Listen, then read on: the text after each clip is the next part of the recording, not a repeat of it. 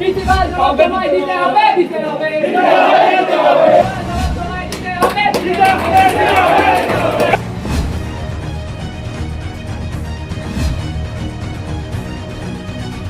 Fail করা প্রায় 200 জন ছাত্রছাত্রীকে টাকার বিনিময়ে পাশ করিয়ে দেওয়ার প্রস্তাব দেওয়ার অভিযোগ উঠল গঙ্গারামপুর কলেজের এক অসাধু চক্রের বিরুদ্ধে। অভিযোগ, একটি হোয়াটসঅ্যাপ গ্রুপ তৈরি করে টাকা নিয়ে পড়ুয়াদের পাশ করানোর জন্য রীতিমতন র্যাকেট চালানো হচ্ছিল। এই ঘটনায় কলেজের নন টিচিং স্টাফ এবং কলেজের প্রাক্তন তৃণমূল ছাত্র পরিষদের একাধিক নেতৃত্বে যোগ থাকার অভিযোগ তুলেছে অভিযোগকারীরা। বৃহস্পতিবার রাতেই অভিযোগ তুলে স্নেহাশিস সিংহ নামে গঙ্গারামপুর কলেজের এক পড়ুয়া এবিভিপির নেতৃত্বের সঙ্গে নিয়ে গঙ্গারামপুর থানায় 7 জনের বিরুদ্ধে লিখিত অভিযোগ দায়ের করেন। অভিযোগকারীদের দাবি, টাকার বিনিময়ে প্রায় 200 জন ফেল করা ছাত্রছাত্রীকে পাশ করিয়ে দেওয়ার প্রস্তাব নিয়ে কলেজের অধ্যক্ষের কাছে যাওয়া হয়েছিল। এই ঘটনায় কলেজের নন টিচিং স্টাফ এবং তৃণমূল ছাত্র পরিষদের প্রাক্তন নেতৃত্বদের একাংশ জড়িত বলে অভিযোগ। অভিযোগকারীর ছাত্র ও এবিভিপির নেতৃত্বের আরও দাবি, কৌশিক সাহা ওরফে হ্যালো সহ কলেজের একাধিক নন টিচিং স্টাফের মদতে এই চক্র পরিচালিত হচ্ছিল।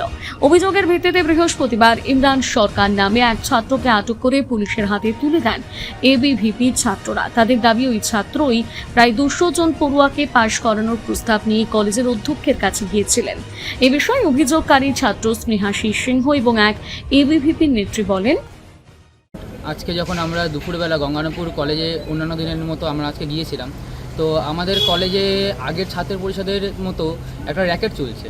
যে র্যাকেটে আজকে একটা ছেলে ও বেশ কিছু 200 জন ছাত্রের মতো ছাত্রের ইয়ের জন্য ভর্তি মানে হচ্ছে যাদের হচ্ছে আগে ব্যাক এসেছে তাদের নাম এবং সই করিয়ে তাদেরকে প্রিন্সিপালের কাছে নিয়ে যাওয়া হয়েছিল এবং সেই খাতাতে প্রিন্সিপাল আজকে সই করেছে এবং সেই কারণেই তাকে আমরা ধরেছি এবং ধরে যখন তার কাছে আমরা কথাবার্তা শোনা হয় তো তার কথার সাথে কোনো মিল পাওয়া যায় না এবং এর সাথে তৃণমূল ছাত্র পরিষদের আগের অনেক নন টিচিং স্টাফ সহ এবং অন্যান্য যারা রয়েছে তাদের অনেক একটা র্যাকেট টাইপের আমরা দেখতে পেয়েছি এবং আমরা জানতে পেরেছি।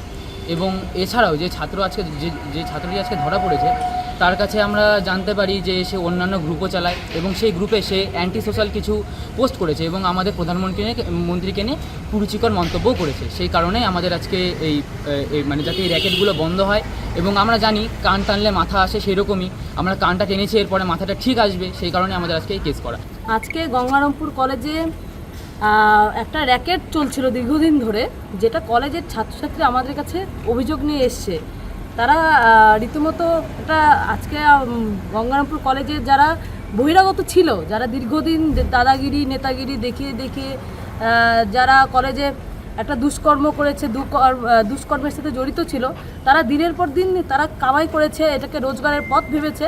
সেই জায়গা থেকে আজকে তারা কামাই করতে পারছে না। বিদ্যার্থী পরিষদ আসার পরে তারা কলেজে আর কোনো রকম তাদের স্থান হচ্ছে না বহিরাগতদের, সেই জন্য তারা আজকে এই র্যাকেটটা চালিয়েছে, তাদের গ্রুপ বানিয়েছে। সেই গ্রুপে যারা ব্যাক পেয়েছে সেই সব স্টুডেন্টদেরকে তারা একসাথে করে তারা সেই সব স্টুডেন্টদের মদত নিয়ে তারা প্রিন্সিপাল স্যারের কাছে যায় এবং অভিযুক্ত এটাও আছে যে তাদের কাছ থেকে কিছু অর্থের বিনিময়ে এটা করানো হচ্ছে।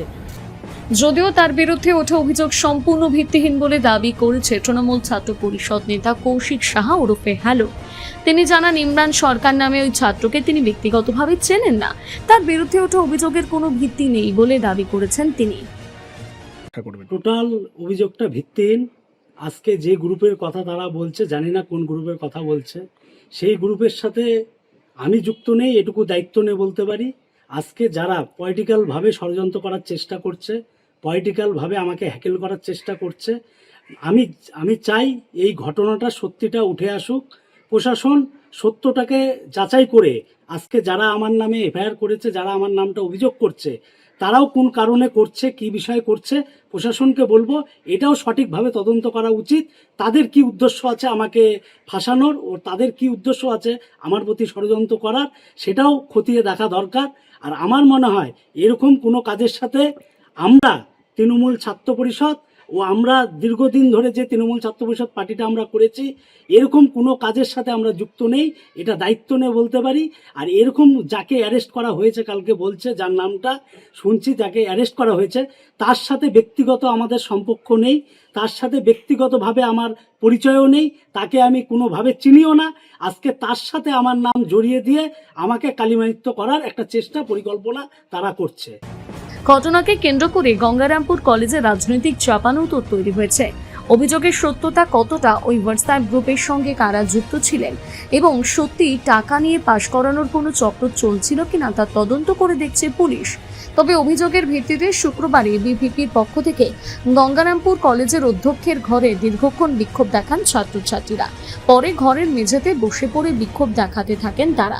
এই প্রসঙ্গে এবিভিপির গঙ্গারামপুর সদস্য শুভ বিশ্বাস বলেন, আজকে আপনারা দেখছেন যে কলেজ ক্যাম্পাসে কিছু দুর্নীতি চলছে, এখানে লেখা আছে। তো না পরে হচ্ছে ফরওয়ার্ড করেছে 200 জনের হচ্ছে সিগনেচার, 200 জনের সিগনেচার না জেনে হচ্ছে 200 জনের সিগনেচার করেছে, তাদেরকে পাস করিয়েছে। তো আমাদের বক্তব্য হচ্ছে যে আজকে কলেজ ক্যাম্পাসে দুর্নীতি করেই চলেছে। তার জন্য আজকে আমরা প্রিন্সিপালের ঘরে গিয়েছিলাম, যে ধর্ণা মঞ্চ, সেই ধর্ণা মঞ্চে গিয়েছিলাম। তো প্রিন্সিপাল আশ্বস্ত করেছে যে 7 দিনের মধ্যে তারা ব্যবস্থা নেবে। যদি ব্যবস্থা না নেয় তাহলে আমরা বৃহত্তর আন্দোলনে নামবো। মানে কিভাবে পাস করালো তৃণমূলের যারা ছিল আগে, হেলোদা জানেন, কৌশিক শাহ নামে যারা ছিল, তাদের ইমরান সরকার নামে যারা ছিল, তারা হচ্ছে জোর জবরদস্তি প্রিন্সিপালের সাইন করায় কাটমানি নামে তারা হচ্ছে এই 200 জনকে পাস করায়। টাকা নিয়েছিল। এইভাবে কি পাস করানো যায় না? আজকে আমরা তো পড়াশোনা করে আজকে ছাত্র আন্দোলন করছি, আমরা কি কখন চাইবো যে অশিক্ষিত হয়ে পড়াশোনা না করে আমরা পাস করি? চাইবো না, পরীক্ষা দিয়েই পাস করব। তো পরীক্ষা না দিয়েই তারা 200 জনের মতো পাস করিয়েছে কাটমানি খেয়ে। এই যারা হেলোদা ছিল, কৌশিক শাহ থেকে শুরু করে, পল্লব শাহ থেকে শুরু করে, ইমরান সরকার থেকে শুরু করে, পবন শাহ থেকে শুরু করে, যারা হচ্ছে আজকে দেখতে পাচ্ছেন 200 জনের নাম আছে এখানে। এই প্রসঙ্গে কলেজের অধ্যক্ষ দীপক কুমার জানা বলেন, আচ্ছা, ছাত্রছাত্রীরা প্রায় 15-20 জন স্টুডেন্ট আমার কাছে আছে এবং ওদের মেন, যেটা সকালেই বলেছিলাম যে ওদের মেন দাবি দাবা ছিল যে 1 থেকে 6 সেমিস্টারে যদি একটা ব্যাকলগ থাকে তার জন্য আমাদেরকে 7 সেমে পড়তে দাও, এটা হচ্ছে ওদের মেন আবেদন। আর একটা ছিল যে 1 থেকে 4 যারা 2023-24-এ বসে আছে ওদের যদি একটা পেপারে থাকে। আর একটা ওরা মুখে বলছিল যেটা, যে আমরা যদি 1 নম্বরের জন্য কেউ ফেল হয় আমাদেরকে কিছু ব্যবস্থা করবেন। আমি বললাম যে হ্যাঁ, এগুলো তো হয় না। সঙ্গে সঙ্গে আমি ইউনিভার্সিটিকে ফোনে জানাই। এবার ওরা ইউনিভার্সিটি যেতে চায়, আমি বললাম না, ইউনিভার্সিটি যাওয়া যাবে না, ওরা ব্যস্ত আছে, তার জন্য তোমরা যে অ্যাপ্লিকেশান নিয়েছো আমি ফরওয়ার্ড করে মেল করে দেবো, এইটুকু বলেছি। বলছি যে গতকাল রাত্রেবেলা আমরা দেখতে পেলাম যে বেশ কিছু কলেজের বেশ কিছু অনিয়ম এবং বেনিয়ম নিয়ে একটা ডায়েরি রয়েছে, সেখানে লেখা আছে যে আপনার মদতে এগুলো হয়েছে, কি বলবেন? আচ্ছা, কি বলবো, কালকে ওই ম্যাটারটা নিয়ে এখানে সলভ হয়েছে, এটা তার ডকুমেন্ট। সেখানে লেখা আছে যে একটা ছেলে আমাদের মনে হচ্ছে বাংলা ডিপার্টমেন্ট ছিল, ও কি করেছে, একটা গ্রুপ করতো এবং ও আমাদের ক্লাস রিপ্রেজেন্টেটিভ গ্রুপে ছিল। ওখান থেকে ও আমাদের যে নোটিশগুলো যেত ওখানে করতো। ওকে ধরে এনে তখন বলে যে এগুলো আমাদের কলেজের ইনফরমেশন বাইরে দিচ্ছে। সেই মতো ওকে বলা হয় যে ওই গ্রুপ থেকে লেফট করার জন্য। এখানে সেটা পুরোটাই লেখা আছে যে ও গ্রুপ থেকে লেফট হয়ে গেল এবং ও যেহেতু 3rd ইয়ার এবারে দিয়ে দিয়েছে, ও কলেজ থেকে আর আসার জন্য ওকে ক্লাসে সাসপেন্ড করালো, যেহেতু ও কলেজের তথ্য অন্য একটা গ্রুপে দিত। আমাদের নিয়ম হচ্ছে কলেজের 19টা ডিপার্টমেন্টের প্রত্যেকটা সেমিস্টারে 2 জন করে ওই গ্রুপে থাকে।